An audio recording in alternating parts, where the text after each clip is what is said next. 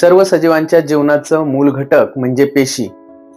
या पेशींबद्दल आपण काही शास्त्रज्ञांची नावं आणि त्यांनी कोणता शोध लावला ते आपण या व्हिडिओमध्ये पाहणार आहोत. मित्रांनो, रॉबर्ट हुक यांनी पहिल्यांदा पेशीचं ऑब्झर्वेशन केलं. म्हणून पेशी कोणी शोधल्या, पेशींचा शोध कोणी लावला, तर रॉबर्ट हुक यांनी. त्यानंतर रॉबर्ट ब्राउन यांनी पेशी केंद्रकांचा शोध लावला. पुरकिंजे या शास्त्रज्ञांनी पेशी द्रव्य याचा शोध लावला. मेंडेल या शास्त्रज्ञांनी जनुकांचा शोध लावला.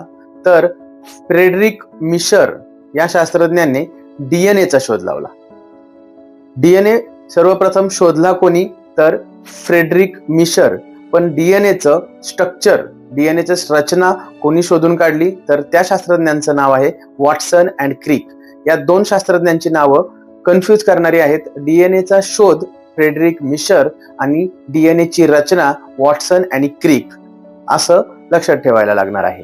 त्यानंतर कॉलिकर या शास्त्रज्ञांनी तंतुकणिकेचा शोध लावला. तंतुकणिका म्हणजे मायटोकॉन्ड्रिया ज्या ठिकाणी पेशींची एनर्जी म्हणजे ऊर्जा निर्मिती होत असते.